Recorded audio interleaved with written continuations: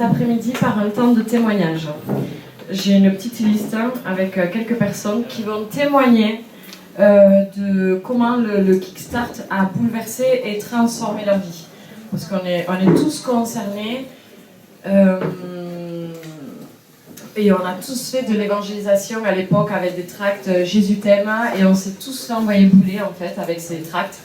Mais en effet, quand on se base sur Luc 10, verset 9, qui dit « Allez dans les villes et puis guérissez les malades et annoncez-leur la bonne nouvelle du royaume », ben, les gens sont touchés, bouleversés, impactés, et puis ça porte du fruit, quoi. C'est ça, on rentre dans les œuvres du Père, c'est les œuvres de Dieu que de guérir les malades, de consoler, d'apporter la bonne nouvelle. Donc voilà, c'est aussi... et surtout pour honorer Peter et Camilla, que je voudrais vraiment qu'on ait ce temps de témoignage.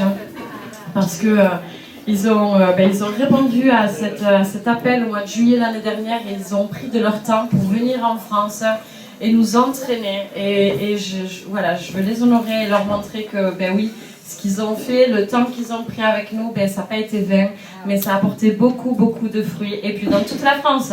Donc je vais appeler les personnes et puis je vais demander aux... C'est vraiment court, hein. Ne me prenez pas 1 heure de temps le micro, s'il vous plaît. Mais c'est court. Donc, je voudrais, quand vous allez venir, que vous présentez, nom, prénom, enfin voilà, mais dire d'où vous venez, parce que voilà, là je sais par exemple, Bruno, t'es de Toulouse, Karine de Lyon, bon.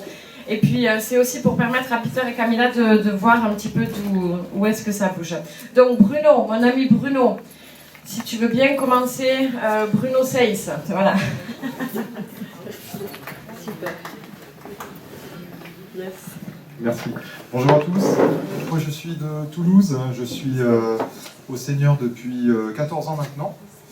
Et donc j'étais dans une assemblée traditionnelle, on va dire, très frustré pendant de nombreuses années parce que je savais que c'était pas la vie à laquelle le Seigneur nous appelait. Et c'était sujet de souffrance quand même pour moi. Et puis en fait les Kickstarts sont arrivés. Et disons les enseignements de Torben au travers de The Last Reformation. Et là ça a été vraiment une révélation pour moi de ce qu'était la volonté de Dieu. Je reprends ce qu'a dit Peter tout à l'heure au sujet du looping, de la boucle. C'était vraiment ça, j'avais l'impression on était ensemble, on allait à Dieu, et puis on revenait ensemble, puis on revenait à Dieu, mais on oubliait d'aller dehors, et ça a tout changé. Voilà, on est allé dehors, Dieu m'a poussé dehors, et c'est là que j'ai découvert en fait que quand on lui obéit, quand on fait simplement sa volonté, on voit Dieu à l'œuvre. On voit Dieu à l'œuvre autour de nous, et on voit même Dieu à l'œuvre en nous. Ça, c'était une surprise. Mais voilà, on peut entendre des milliers d'heures de prédication sur le renoncement à soi-même. On peut lire des bouquins à n'en plus finir sur le renoncement à soi-même. Mais en fait, c'est quand on se met à aller vers les autres que là, tout d'un coup, on va se dire, mais je ne suis pas en train de renoncer à moi-même. Ben, si, c'est comme ça que Dieu nous enseigne quand on fait les choses. Voilà. Et la vie de Dieu, c'est très pratique. Et voilà, le Seigneur est merveilleux. Amen. Merci Bruno. Yes. Amen. Ok, on continue avec Karine. Donc, bonjour, donc je suis Karine et je viens de Grenoble. Et en fait, moi j'ai un petit peu fait mon cheminement avec Dieu toute seule parce que j'étais engagée, comme je voulais me faire baptiser, je ne savais pas comment faire, je suis entrée dans une église catholique, donc j'ai un peu suivi leur cheminement. Et du coup, tout ce que je vivais, je le gardais pour moi parce que je voyais que les gens ne vivaient pas la même chose. Et en fait, à un moment, il y a un ami qui m'a parlé d'enseignement justement sur la prière de guérison. Et là, de plus en plus, ça a grandi dans mon cœur. J'ai dit à Dieu, je voudrais faire pareil. Je voudrais déjà voir Dieu agir, voir Dieu guérir. Et Dieu, vraiment, en une semaine, il a ouvert les portes. Et j'ai pu, en fait, après, rencontrer un ami qui m'a emmenée dehors. Et du coup, j'ai commencé à sortir dans les rues. Et quand le film de Torben est sorti, je me suis dit, ça a reconnecté tout plein de choses que je pensais. Et je me suis dit, mais je voudrais emmener des gens dans la rue comme moi, on m'a emmené et tout ce que ça m'a apporté. Puis aussi entrer dans cette nouvelle dimension que je voyais dans le film. Donc j'ai commencé, déjà en fait, la première personne que j'ai emmenée, c'était mon futur mari. Et du coup, ça a porté des fruits. Et ensuite, j'ai pu le faire à d'autres personnes, que ce soit à Grenoble, à Lyon au début. Puis à partir de juin dernier, quand justement, donc, à cette époque-là, mon presque fiancé, et on a été invités dans un festival où il y avait 3000 personnes. Et on nous a dit, voilà, vous allez faire une permanence, on n'était pas les seuls, où les gens peuvent venir et vous prier pour eux. Et en fait, ça a été vraiment béni et il y a eu 16 baptêmes, je crois, dans le week-end. Et à partir de ce moment-là, on a vraiment senti qu'on entrait dans une nouvelle dimension et maintenant, ça n'en finit plus. Voilà.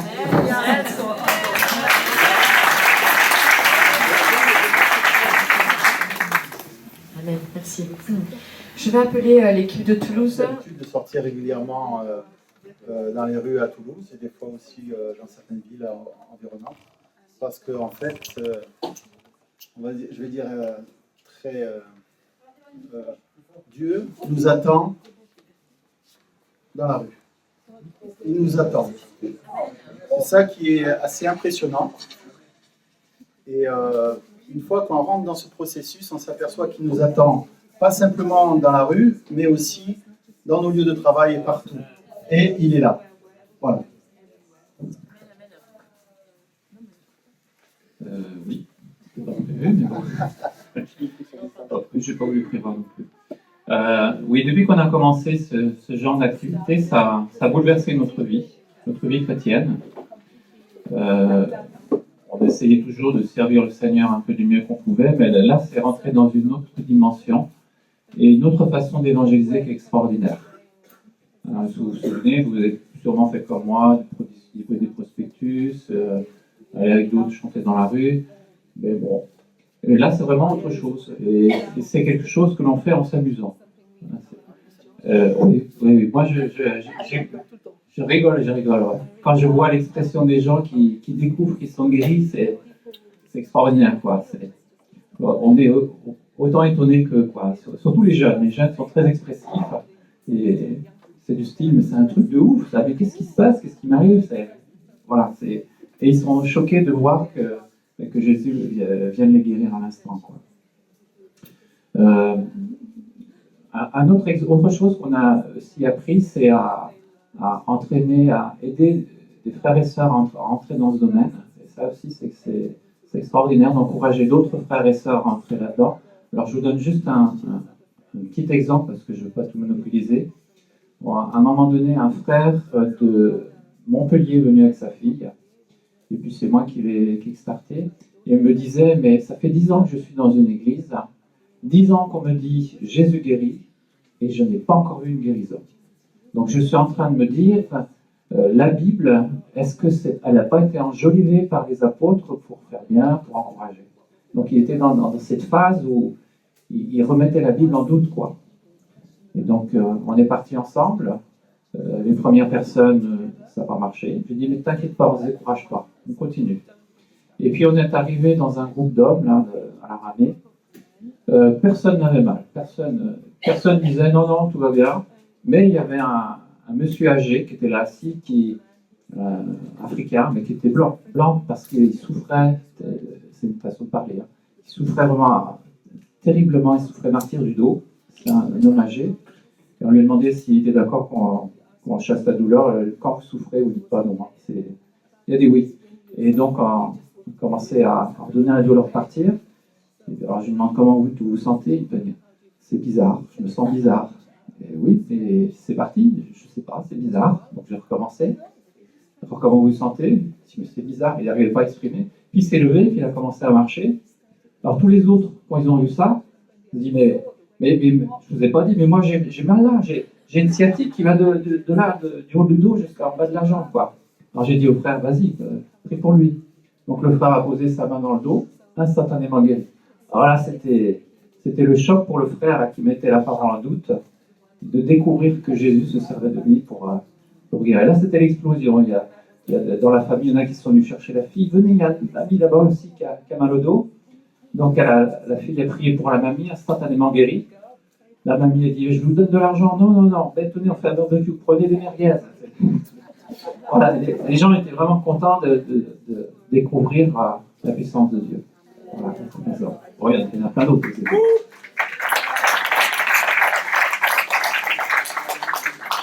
Moi, je pourrais vous dire plein de trucs, comment notre vie a été changée, comment il y a un an, je voulais absolument partir de mon quartier parce que je trouvais que c'était pas assez calme. J'avais envie d'une vie pépère, mémère. Enfin bon, je voulais une petite maison dans la campagne, tranquille, pour moi, pour faire ma petite musique, voilà.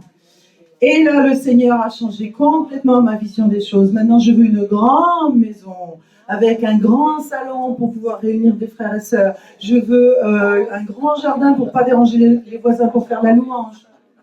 Et un jacuzzi pour baptiser. Enfin voilà. Complètement changé. Voilà. La perspective est totalement différente. Et je veux juste vous raconter ce qui vient de nous arriver avec Isaac. On est allé dans un magasin. Là, c'est du frais. Hein. C'était il y a une demi-heure. On est allé dans un magasin acheter la nappe là.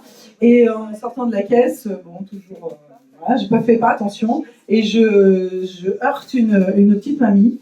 Et je m'excuse platement. Et je me rends compte qu'elle a une béquille. Oh, qu'est-ce que vous voulez que je fasse? Je lui dis, excusez-moi, mais vous avez une béquille, vous avez mal? Oh oui, j'ai eu plusieurs fractures. Alors, j'ai pas mal, mais je me sens fragile. Puis j'ai peur de tomber. Et puis j'ai dit, mais moi, je suis chrétienne et je crois que Jésus guérit. Est-ce que vous êtes d'accord pour que je prie pour vous? Et ben, elle a dit, moi aussi, je suis chrétienne. Et donc, j'ai prié pour elle. Et je lui dis, je suis sûre que vous allez voir au fur et à mesure que vous allez marcher, vous allez vous fortifier. Elle dit, oui, j'espère. Je dis, non, c'est sûr, vous allez voir. Et moi, j'en suis sûre, quoi. Et je suis sûre que maintenant, elle marche beaucoup mieux. Hein. Et voilà. Et ça, c'était il y a une demi-heure. Et ça, j'aurais jamais fait ça il y a un an, quoi. Merci, Seigneur.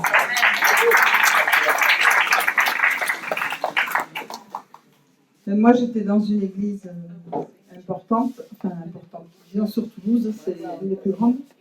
Et bon, je participais bien, je dansais, je faisais plein de choses. Et puis, ouais, c'est vrai. Et puis au final, je suis arrivée en début d'année dernière, j'avais envie de plus rien. J'avais plus envie de rien faire et tout. Donc je me suis posée, je suis allée. Une amie m'a envoyée au Pays de Galles dans une maison de prière. Et là, le Seigneur m'a parlé de tout ce qui était église de maison. Et ça tombait avec les informations de The Last Reformation. Et en même temps, là où j'allais, paf, église de maison. Et donc, je suis au chômage depuis le mois de septembre, mais je suis en train de faire du bricolage dans ma maison pour pouvoir accueillir, pour pouvoir ouvrir ma maison. Et voilà, et donc je vis avec eux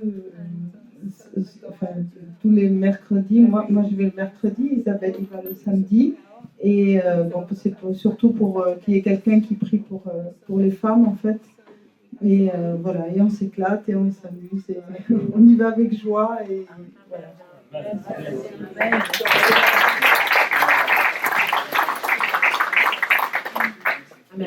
Amen. Christian, 25. Christian, 25. Ah ouais.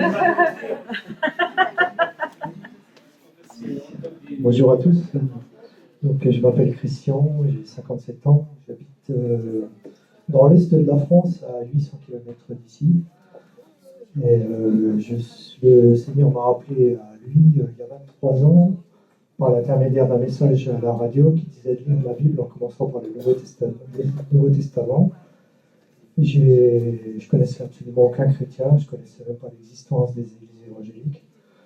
Je suis allé acheter un Nouveau Testament et j'ai mis 1 ou 2 mois à le lire parce que j'en revenais souvent dessus à force de vouloir comprendre. Le Saint-Esprit m'a aidé, m'a révélé les paroles de la Bible. Et donc à partir de ce moment-là, je me suis mis à évangéliser partout, dans ma famille, dans la rue, au travail. Et donc je l'ai fait assez souvent, régulièrement, mais je n'avais pas pris conscience que je pouvais guérir les gens, guérir les malades. Il y a 1 mois, je suis venu ici à Toulouse voir Samir et Rachel. Et j'ai été quick-starté. Donc ils m'ont emmené, je suis allé avec Samir, il m'a emmené dans un parking d'un centre commercial. Il m'a montré une personne. On a discuté avec une jeune femme. Elle avait mal au dos. Il m'a dit vas-y. J'ai simplement mis ma main derrière son dos. J'ai dit les douleurs disparaissent. Et elle a été guérie. Donc à partir de là, j'ai pris conscience que Dieu nous donnait la possibilité de guérir les malades, que ça venait de lui, que c'était le Saint-Esprit qui agissait. Et quand je suis rentré chez moi, j'ai cherché des chrétiens qui voulaient venir avec moi dans la rue. J'en ai pas trouvé. Alors, au bout d'un mois, je suis allé seul dans la rue piétonne à Belfort. Et j'ai trouvé 4 jeunes qui étaient devant l'entrée d'un centre commercial. J'ai demandé si quelqu'un avait mal quelque part. Ils ont montré un de leurs amis qui avait mal quelque part. Il n'a pas voulu être guéri. Donc, il y a une fille qui faisait partie du groupe qui a dit mais moi j'ai mal au dos. Donc j'ai demandé si elle voulait être guérie. Elle m'a dit oui. J'ai mis la main derrière son dos. J'ai dit douleur disparaît, dos rétablis-toi. Elle a été guérie. Son ami, ses amis autour n'en revenaient pas. Donc à partir de là, quand les gens sont guéris, je leur donne un évangile. Je leur annonce la parole. Je leur annonce le salut, que Jésus est mort pour eux, pour leurs péchés. Et voilà. Donc après, tout de suite après cette jeune fille, j'ai continué. Je suis allé dans la rue piétonne à Belfort. Il y avait une personne d'une 50aine d'années qui faisait la manche. Je suis allé vers lui, j'ai discuté avec lui pour lui demander comment ça se fait qu'il était dans la rue, qu'est-ce qui lui était arrivé, etc. Et au bout d'un moment, j'ai demandé s'il avait mal quelque part. Il m'a dit qu'il avait de l'arthrose au genou.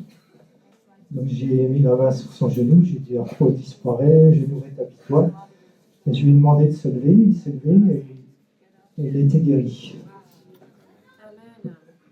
Il était guéri et après, même en se rasseyant, il m'a dit j'ai même plus la joue qui craque. Je suis allé le revoir plusieurs fois, il m'a dit non merci, mais j'ai dit que c'est pas moi, c'est le Saint-Esprit.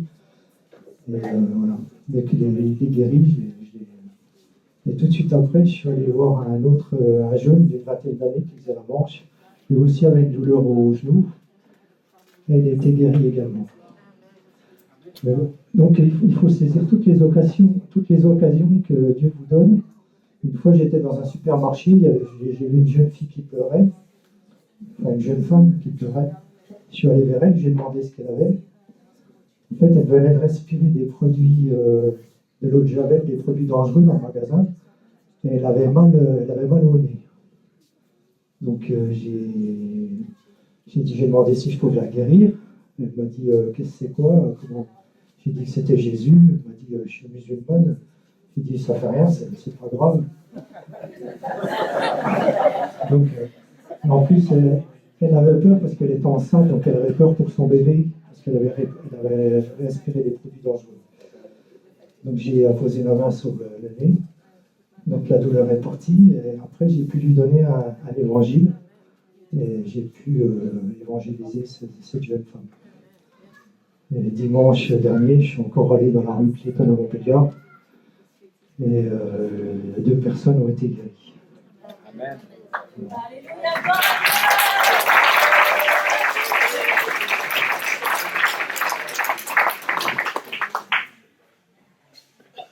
Didier.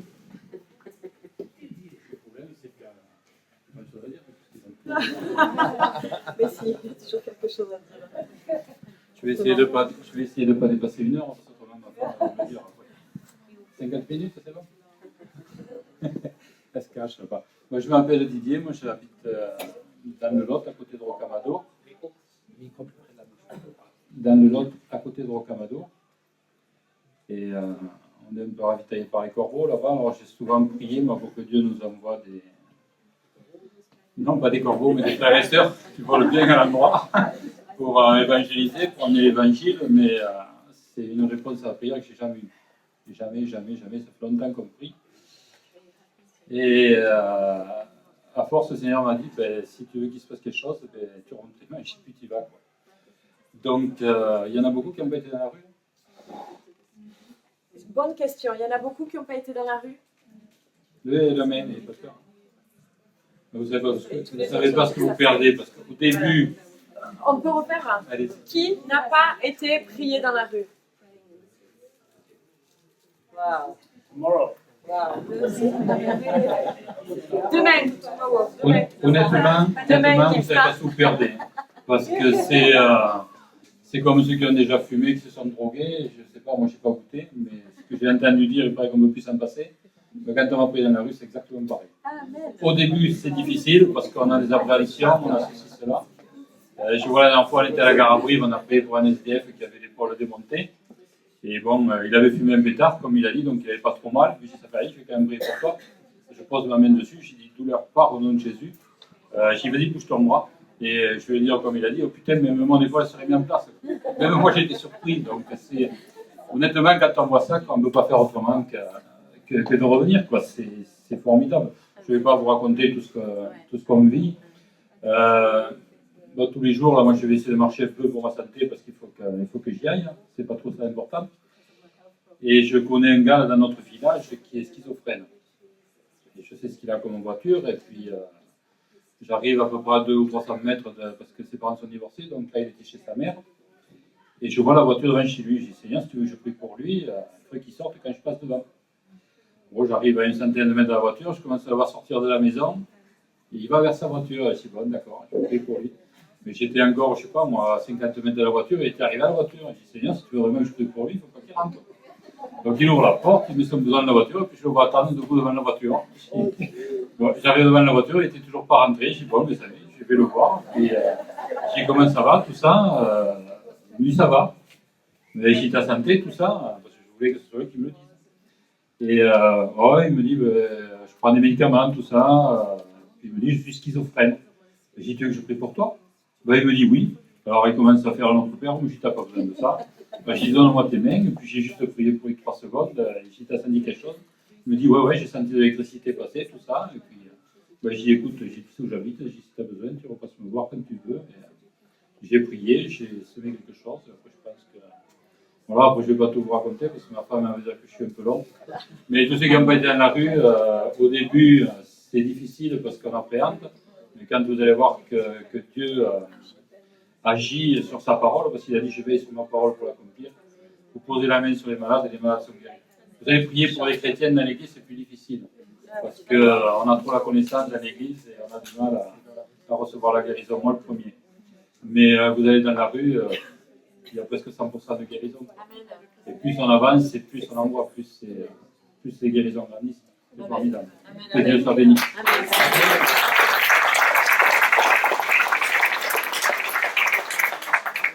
Mes amis, Gabriel et Ayat.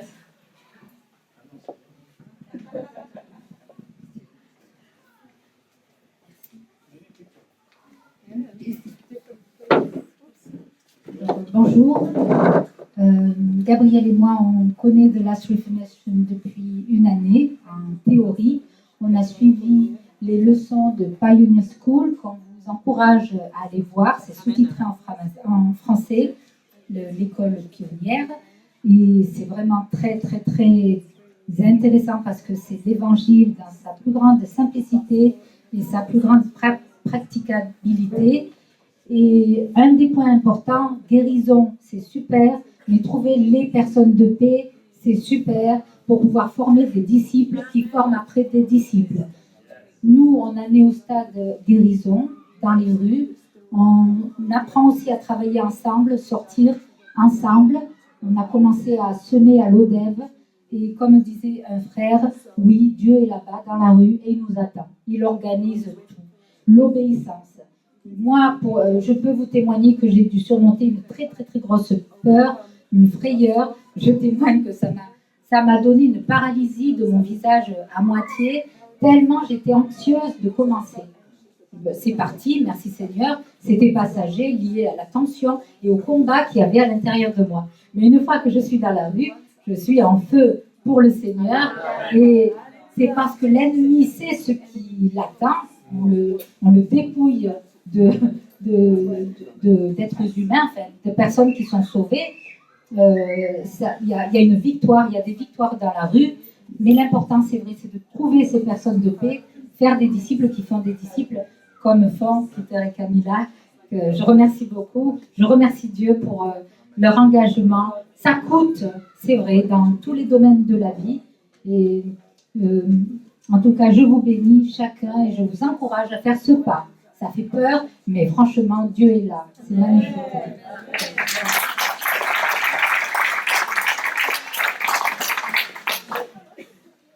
Oui, quand on a eu connaissance de Last Reformation, plus on regardait les vidéos, plus on se disait mais c'est ça qu'on attendait. Et en fait, on était déjà actifs dans le Seigneur, hein, grâce à Dieu, mais on est carrément rentré dans une nouvelle dimension. Parce que, comme je ne veux pas reprendre ce que les autres ont déjà dit, mais effectivement, c'est vraiment pratique. Et quand on dit que l'évangile est vrai, il est vérifiable. Il est vérifiable. Et cette dimension-là, c'est vraiment de la dynamite. Hein. On va dans les rues. Avant, on y allait un petit peu avec notre intellectuel.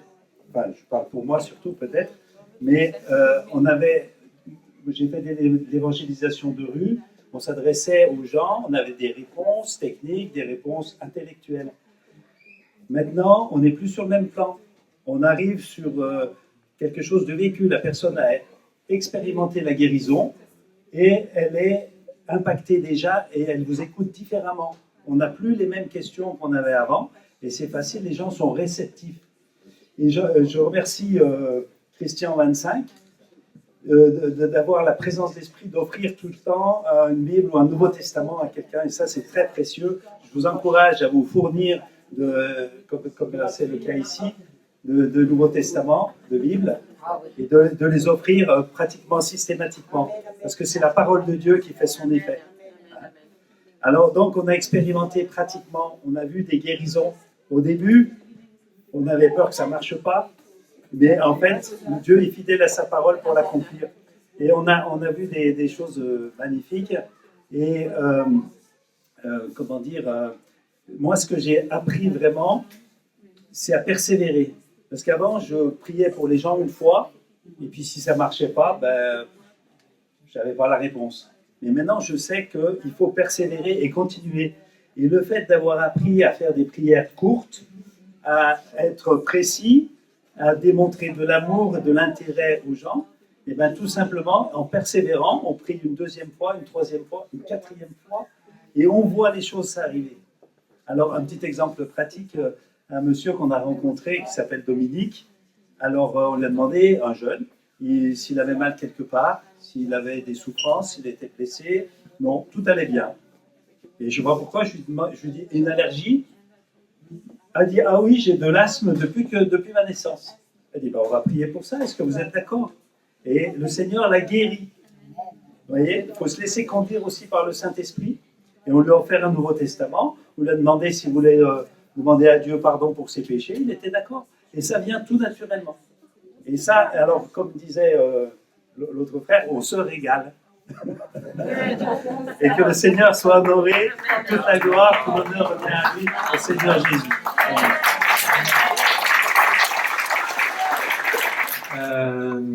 On a été kickstarté il y a 6 mois de ça, au mois de novembre, là, par Samir. On vient de Nantes, voilà. Hein. Il y a des parents qui sont dans le fond, et puis mon grand frère. Donc, j'avais commencé à regarder les vidéos de Last Reformation un petit peu, là. Puis j'étais touché par ça. J'avais lu dans la Bible qu'on pouvait guérir au nom de Jésus. Et voilà, ça m'a pas mal inspiré. J'en ai parlé aux parents s'ils étaient intéressés de venir sur Toulouse pour se faire kickstarter. Pour connaître vraiment la réalité de ce que Dieu peut faire en fait. Et on est venu un week-end et on n'a pas été déçus hein, parce qu'on a vraiment vu la réalité de ce que fait Dieu au quotidien quand on lui obéit et qu'on a envie de le suivre. Et bien, Dieu fait vraiment des grandes choses. Donc les parents ils ont fait un après-midi, ils ont vu 7 guérisons quasiment à suivre coup sur coup. Donc c'était extraordinaire. Le frangin, il a vu quelqu'un guéri des 2 genoux. Donc vraiment impressionné. J'ai pas eu la chance ce week-end-là, donc le Seigneur m'a demandé de persévérer pour pouvoir avoir quelque chose par la suite. Donc après on est arrivé sur le terrain à Nantes, je pensais avec Olivier, les parents chacun de leur côté. Du côté de mes parents, ça a tout de suite pris, ma mère, les guérisons, la foi agissait directement, c'était extraordinaire. Et du côté d'Olivier et moi, eh ben, c'était difficile. Hein. On a bien ramé. Hein. Mais on n'a pas lâché l'affaire. On n'a pas lâché l'affaire parce que... voilà. Parce qu'on savait que Dieu était à l'œuvre et on croit sa parole, on savait que ça allait s'accomplir, on savait que la foi c'est aussi la persévérance. Donc des fois j'avais le frère Samir au téléphone, il m'a dit ah lâche pas, tu vas voir, ça va agir. Et puis petit à petit on a commencé à avoir des petites guérisons par-ci par-là. Au bout de 2 mois, il y a des petites guérisons, 2-3 par-ci par-là.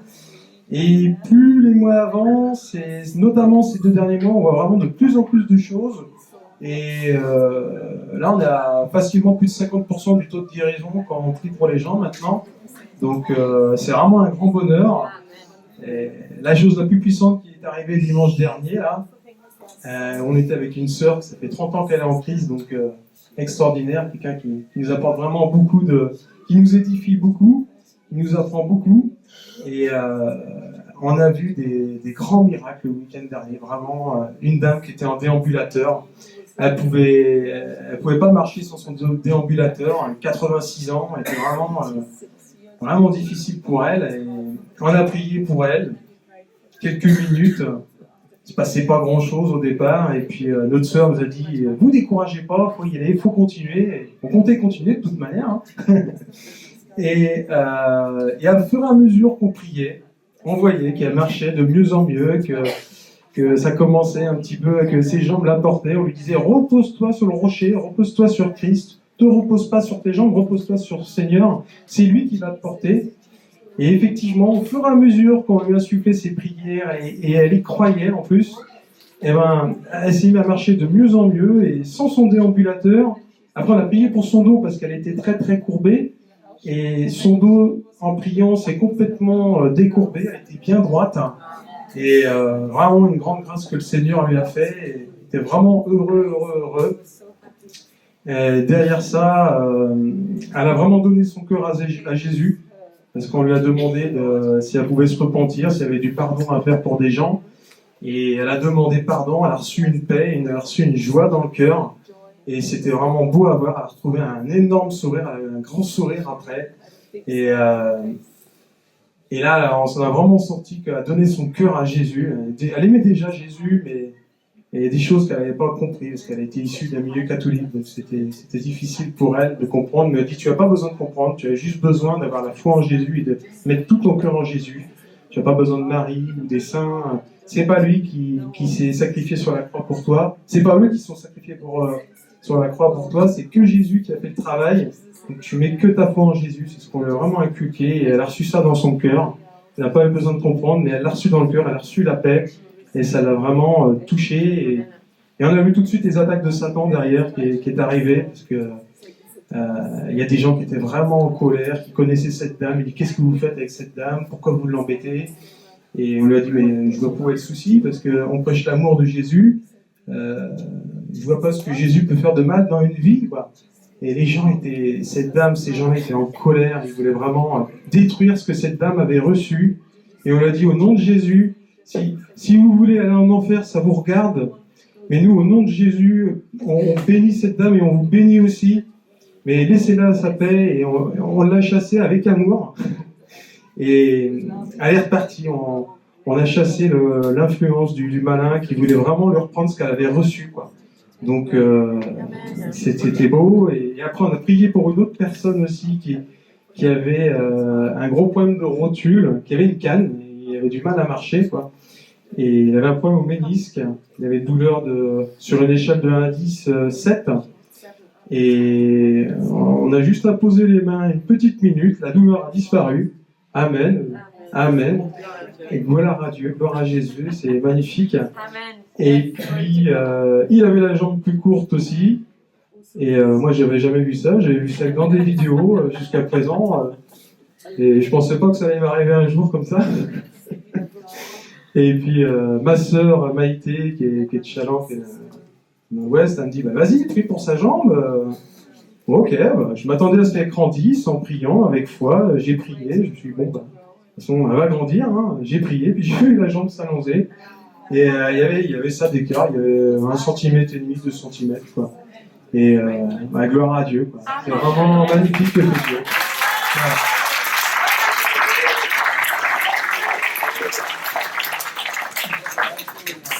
Amen. La persévérance, comme on dit toujours, celui qui perce verra. Celui qui perce verra. La persévérance. On va finir par Bernard, notre ami Bernard. Bonjour à tous, Bernard, donc de Toulouse. Voilà, alors mon expérience, ça a commencé un peu avant juillet, ça va? Je cherchais quelque chose sur le jeûne pour pouvoir percer, justement pour aller dans la rue, pour prier pour les malades, etc.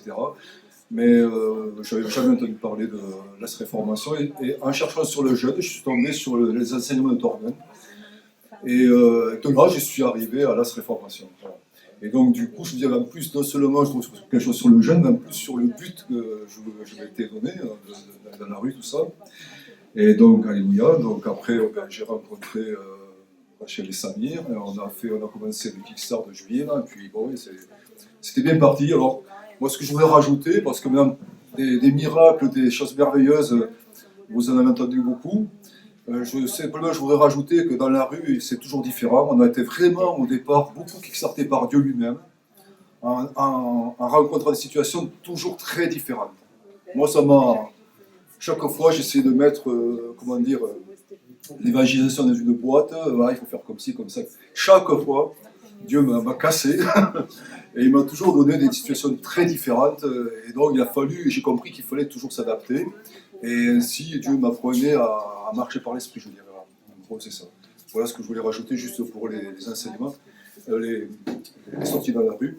Alors, par contre, ce que j'aimerais rajouter, c'est que j'ai rencontré beaucoup au niveau de la réformation, ce que ça m'a beaucoup apporté, je dirais, c'est la communion.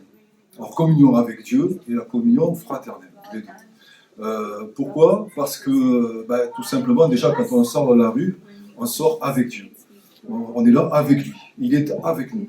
Et vous savez, ce sentiment de sa présence, qu'il est avec nous et que nous sommes aussi avec lui, cet amour qui est réciproque, si vous voulez, c'est formidable. On ne se sent vraiment pas du tout seul. Pour le moment, on a compris que ce que Dieu voulait, c'est vraiment la communion avec nous. Alors là, c'est la communion par les actes. D'accord? Alors, moi qui suis de nature indépendante, Dieu m'a repris beaucoup à ce niveau-là et m'a permis donc de rencontrer ses chers frères et sœurs sur Toulouse, et vous tous. Aussi, j'ai une grande joie de vous voir ici aujourd'hui.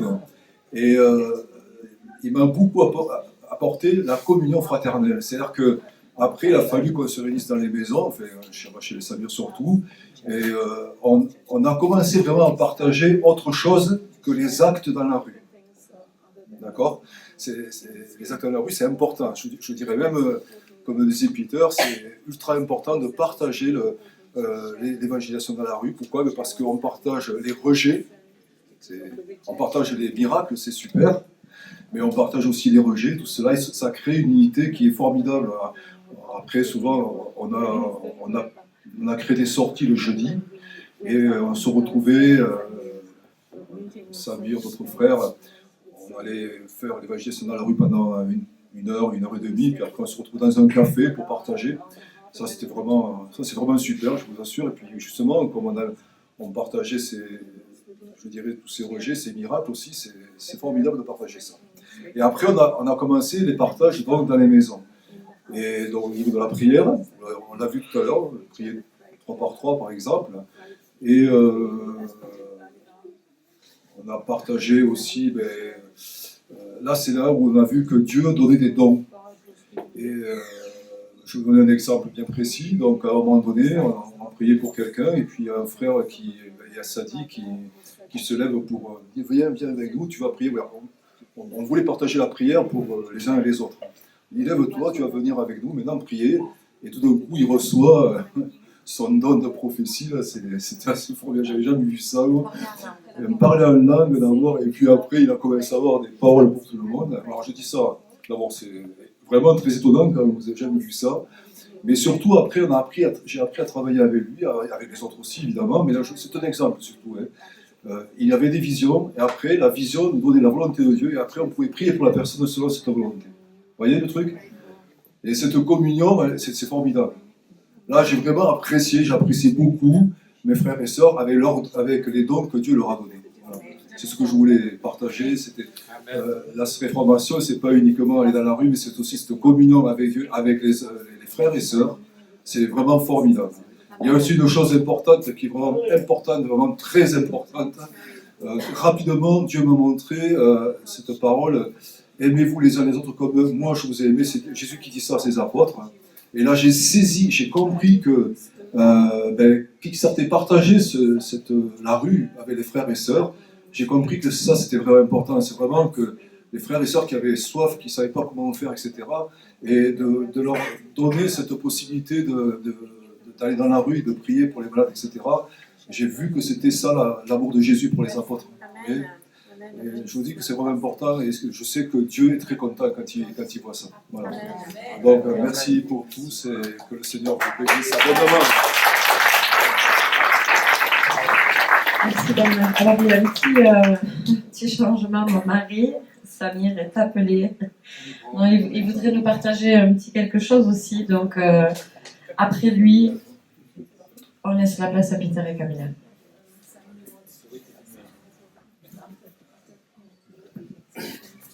Et rebonjour à tous. Bon, je ne suis pas pour témoigner, juste je suis super content de vous voir tous. J'ai entendu les témoignages, c'est simple, c'est beau, c'est normal. Ne soyez pas choqués, c'est normal, il n'y a rien d'anormal. C'est biblique, quand Dieu est avec nous, c'est normal de voir des choses comme ça. Et je pense que ce qu'on a vu, ce qu'on a entendu, ce n'est qu'un début, parce que pour chaque chose, il y a un début. Il ne faut pas mépriser les petits commencements. Je crois vraiment que si on continue comme ça, on va vivre des choses encore plus fortes que ça. Il y aura des résurrections, il y aura des gens qui vont, des paralytiques qui vont se lever. Il y en a déjà, on a vu. Je vous ai dit que je ne vais pas vous raconter parce qu'il y en a pas mal. Et moi, la chose surtout qui m'a beaucoup plus touché, c'est que quand je vous ai vu ce matin, je suis jusqu'à présent et je le serai toujours super content de vous voir. Chaque fois, je prends quelqu'un dans mes bras, je dis bonjour, parce que la communion fraternelle, c'est très très très important. Dans la chambre haute, et les frères et sœurs, ils se réunissaient. Pourquoi? Ils chargent les batteries. Mais ce n'était pas leur destinée, la chambre haute. Ils ne sont pas faits pour rester dans la chambre haute. Nous, on est là aujourd'hui juste pour s'édifier, s'encourager, se fortifier. Et c'est ce qui se passe dans l'Acte des Apôtres. Ils racontaient ce qu'ils ont vécu et ça les encourageait, ça les fortifie tous. Mais ils ne restaient pas là-bas. Après, ils sortaient pour amener ça. Ou quand Jésus a dit « Allez dans les nations, faites des disciples », ça ne veut pas dire que c'est une obligation, tu dois dormir dans la rue ou un truc comme ça. Ce n'est pas ça. Oui, allez. Ça veut dire tu vas là où Dieu t'amène, là où tu travailles. Quand les portes s'ouvrent pour annoncer l'évangile, ne loupe pas la porte. Quand tu es dans le bus, annoncer la bonne nouvelle, c'est magnifique aussi. Peut-être mes frères peuvent vous raconter, avant qu'ils arrivent dans l'avion, ils ont prêché l'évangile, la personne s'est repentie. Malheureusement, ils ne pouvaient pas le baptiser parce qu'il n'y a pas d'eau dans l'avion. Et donc, il faut juste...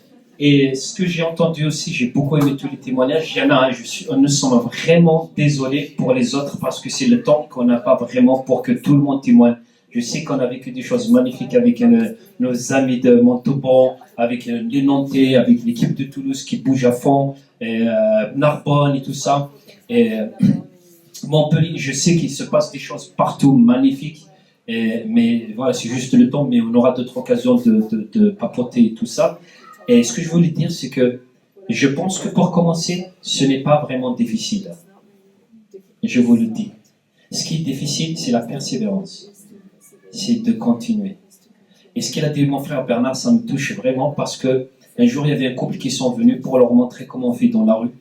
D'un coup, il y avait un beau temps qui était là, il a fait chaud, on commençait à prier pour les gens dans la rue. Et à un moment donné, 1 heure après, il y avait un froid qui est arrivé, une tempête et tout, on était gelés. Et je me rappelle, mon frère Bernard a dit, mes amis, il faut qu'on arrête, venez, on va boire un café. On est rentré dans un café au chaud, et je regardais ce couple-là qui sont venus, je leur disais, quand il a fait chaud, on avait tous chaud là-bas, à l'extérieur. Quand il avait froid, on avait tous froid à l'extérieur. Je dis, Jésus, c'est ce qu'il faisait avec ses disciples. Il partage tout avec ses disciples. Quand il y avait la persécution, il était lui le premier. Quand il fait froid, Jésus il était là toujours. Quand il fait beau, Jésus était avec eux. Et c'est ça. C'est fini le temps. Moi, je suis là, donc je vous donne des ordres. Vous devez, tu dois faire ça, donc tu dois y aller. Après, venez aux offrandes. Ce n'est pas comme ça. On va y aller. Je partagerai tout avec toi, mon frère. Quand on partage, on a eu des persécutions, oui, on était heureux, on les a partagées. Les gens, tu les arrêtes pour les aimer, ils te rejettent, ils te renvoient, ils t'insultent. Mais on était tous là, on les a aimés. Et quand il y a eu des miracles, on a été heureux, on était contents. On était tous contents, on était tous heureux. On partage tout. Et c'est ça qui est merveilleux. Après, oui, il y a des moments de haut et il y a des bas. C'est normal, c'est un bon signe. Quand aujourd'hui tu vas à l'hôpital, tu trouves quelqu'un, lui, ont branché un appareil sur le cœur. Si tu trouves que le trait est direct, il faut se poser des questions. C'est qu'il y a un problème. Mais si tu entends tic, il monte, il descend. Monte, il descend. C'est qu'il est en vivant, ce gars. Des fois, c'est comme ça. Des fois, c'est comme ça. Quand on est en haut, oui, on est très bien avec Dieu. On voit la gloire de Dieu, c'est magnifique.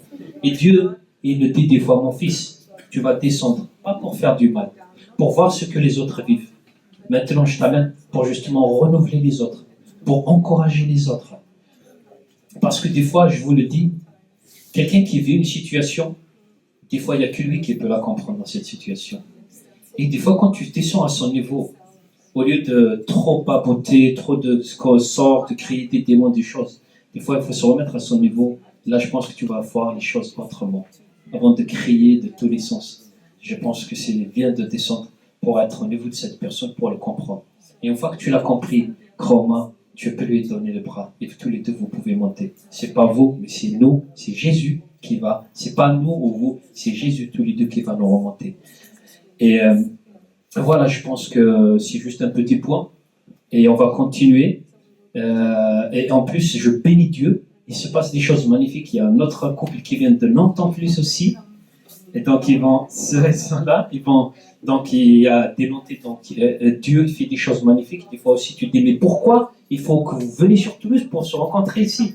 Mais moi, je ne sais pas. Mais merci Seigneur. C'est magnifique ce qui se passe. Donc, il va y avoir des petits groupes, des connaissances. Montpellier, il y a une famille extraordinaire là. Magnifique. Et de Zoul. Il y a même des Berbères, des Kabyles. Et donc, ils peuvent commencer à Montpellier, Narbonne en volant, après ils auront la parole ici, donc, etc. Et juste pour vous dire un petit truc hors sujet, vous savez c'est qui le deuxième qui a porté la croix, ou bien le premier qui a porté la croix après Jésus? Vous le connaissez? Le premier qui a porté la croix après Jésus. C'est qui à votre avis? Non, c'est écrit dans la Bible. Simon de Cyrène. C'est un Kabyle, c'est un Berbère.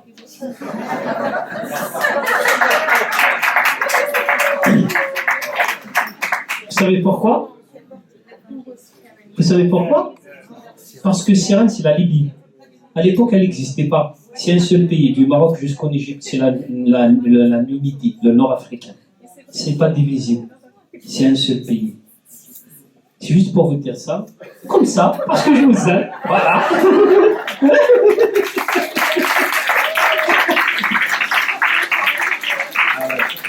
C'est bien. Moi, je ne peux pas arrêter de rigoler. Je ne sais pas pourquoi, même au travail. Et tout à l'heure aussi, il y a un super ami qui est venu, un super collègue à moi, il s'appelle Moussa, c'est un musulman pratiquant, si je vous dis. Il est venu au travail tout seul, c'est un super pote. On partage la monnaie, on partage tout au travail pour le café et tout. Il m'a dit, viens Samir, viens, il m'a dit, il faut que je te vois. Il m'a pris à part, il m'a dit, j'ai entendu que tu faisais des réunions. Il m'a dit, tu m'as pas dit. Je t'ai attends, Moussa, c'est pas que je t'ai pas dit. Je t'aime bien, mais il n'y a pas de souci. Tu sais, Il m'a dit non, il m'a dit c'est une pharisien, une collègue qui m'a parlé de ça. Je dis écoute, tu es disponible, santé? Il m'a dit oui, et il est venu. Et là, quand c'est vrai, il est arrivé en retard, donc dès qu'il est arrivé, il commence Jésus, les trucs. Donc lui, il va se dire, on est sorti, il a pris la Bible, normalement interdit de toucher la Bible, mais il a pris la Bible, il m'a dit, je cherche juste la vie de Jésus. T'en as ici, je vais te donner le Nouveau Testament, l'évangile de Jean. Il m'a ramené dehors, là, discuter, il m'a dit, mais Samir, je ne te voyais pas comme ça, c'est pas celui que je connais, mais c'est incroyable. Il m'a dit, mais c'est magnifique ce que vous faites. Il m'a dit, mais c'est très bien. Et pourquoi? Parce qu'il m'a dit, ce que vous faites comme ça, il a trouvé une famille. Il a trouvé une famille. Et les gens, ils n'ont pas rejeté. Tout le monde, Philippe, on jouait avec lui. Je vais vous dire un truc. Oui, on aime Jésus. Je suis très sérieux dans les choses de Dieu. J'aime. Mais je ne suis pas religieux du tout. J'aime le foot. Et je regarde le foot. Je n'adore pas les joueurs ou de mettre l'argent sur l'équipe. Non. Mais en fait, c'est un moyen que j'utilise pour annoncer l'évangile. Et Moussa, avec Philippe, ça dit, on regarde un match. Et Moussa, il a trouvé une famille.